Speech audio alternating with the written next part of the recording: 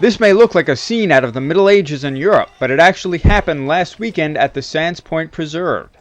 It was the 30th annual Long Island Medieval Festival held by the Kingdom of Acre, a non-profit historical reenactment group. Vera Messina played Queen Andriana. We are an educational organization, much of which you see the sword play is to show people how swordsmen were trained in the Middle Ages, and tournaments are obviously, we don't kill one another, there's no blood, so it's not like the Middle Ages in that regard. We don't want to really hurt anyone. So it would have been how people were trained in tournaments, which were not to the kill, but more to the pleasure, as it were, same as our joust. This also marks the 30th year that the group has held the event on the grounds of the historic Gold Coast-era mansion Hempstead House, which was built in the style of a European castle. They say for a medieval festival, you can't go wrong with the location. It's a beautiful setting. There's a castle. We could do a castle siege. The grounds are magnificent. The Long Island Sound. So it's a perfect showcase for us. One of the biggest crowd pleasers seemed to be the sword fights. John Moran says one of the group's goals is to educate people about the skill and history of sword fighting. What we're doing here is basically what's called live steel, where we're actually using actual, honest-to-goodness steel blades. They're not sharp, and we simulate combat from, say, the 1400s up to the 1650s. It's not choreographed. This is all live. We all know the same basic moves, so when someone does a big moulinet and he cuts to your leg, you know to block down there. We all signal each other. We actually attempt never to hit the other person. Sometimes it does happen, but we try and avoid that. We're all wearing canvas and leather and other things to try and protect ourselves. And we're just trying to simulate street combat of, say, the Renaissance. This would be like the Romeo and Juliet time, where they were all the dueling and things. You've got all different kinds of weapons forms over here. You've got a sword and shield, you've got single sword, you've got two swords, you've got bucklers, all kinds of things out there in the field. And it's not just the guys that fight. Cecily Tranka is one of the many female sword fighters who take part in the demonstrations. I just love the whole milieu that goes along with it, the atmosphere. It's very Xena warrior princess, I guess would be a way of putting it.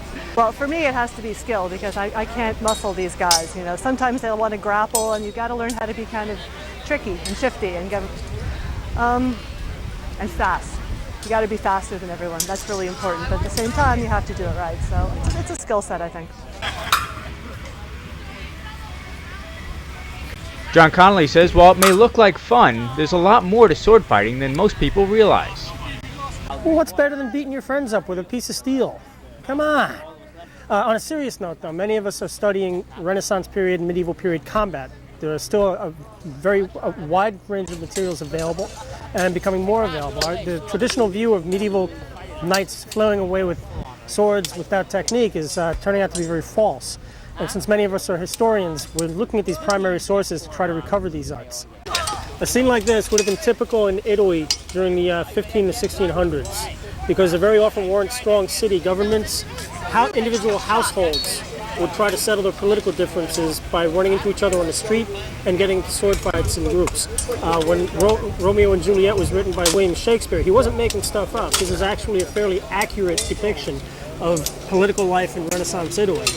And if your house couldn't persuade the other houses to go your way by this type of violence, very often assassination would be also a tool of resource. So when we talk about blood politics today, we got nothing on the Italians of the Renaissance. Organizers say they hope everyone that came to the fair walked away with a greater appreciation for this time period in history. We do hope to make it fun for a family, but they do take away that we're not here just to put on a show. We're here to show people what the Middle Ages was about.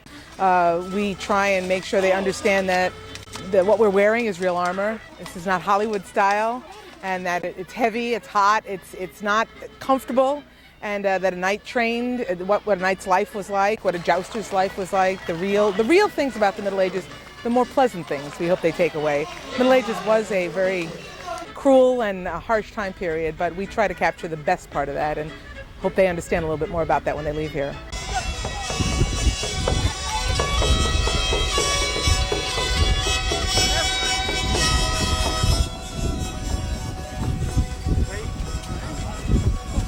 In Sands Point, Chris Collora reporting.